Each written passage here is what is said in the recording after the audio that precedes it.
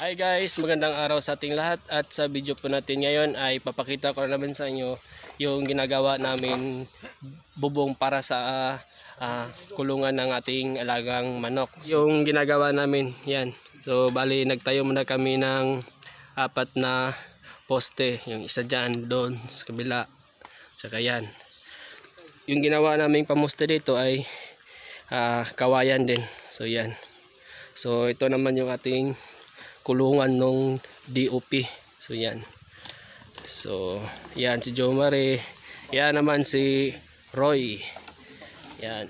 So kaming tatlo ang gagawa dito. So yan. So meron na ring mga kawayan dito. So yan. So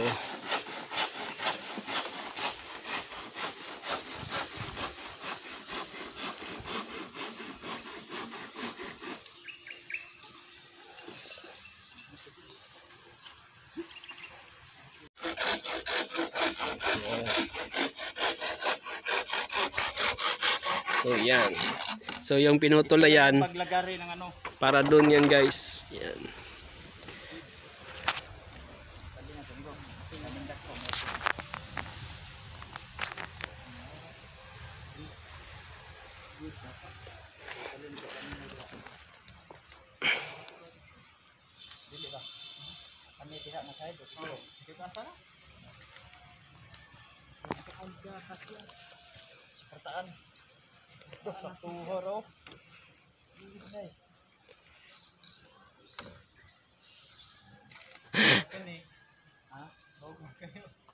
So yun.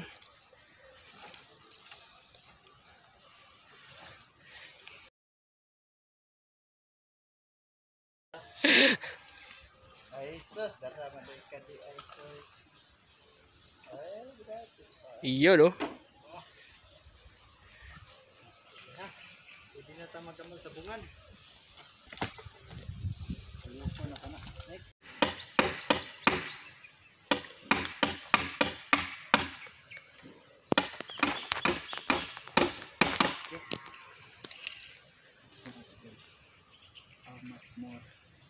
So yan guys, natapos na rin lagyan ng mga pang horizontals para doon sa lalagyan ng yero. So yan. So yan, pakita ko lang yung kabuuan. So yan. So bali naglagay kami ng ilang kawayan to? 1, 2, 3, 4, 5, 6. So 6 na kawayan para doon sa anuhan ng bubong or yung yero. So yan. So yung ginagawa namin dito, bali 4 lang na poste yung nilagay namin dito. So yan. So ito naman yung kulungan natin or kulungan nung DOP. So mag-aalaga kasi tayo dito ng sisiw na gagawing pa itlogin. So yan. So ito guys, yung haba nito, yan, simula doon hanggang dito. So nasa 16 feet yan. Yan.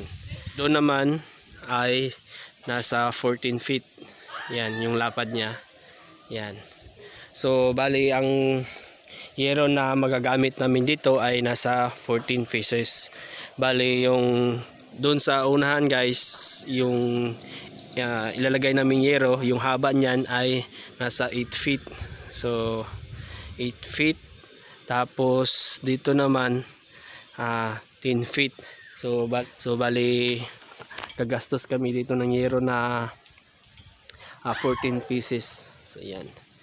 So kung magtatanong rin kayo guys kung magkano rin yung presyo ngayon nung yero, ay yung 22 na yung haba niyan ay 8 feet ay nagkakalaga ng 335. Tapos yung 10 feet naman ay 375. So yan. So tapos gagamit rin kami dito ng pasiner. So yung presyo naman ng pasiner ay nagkakahalaga ng 200 pesos bawat kilo. So ito yung gagamitin namin yan. So ito, yung dulo nito ay yung tinatawag na tingga sa amin, yan. So yan yung gagamitin namin. So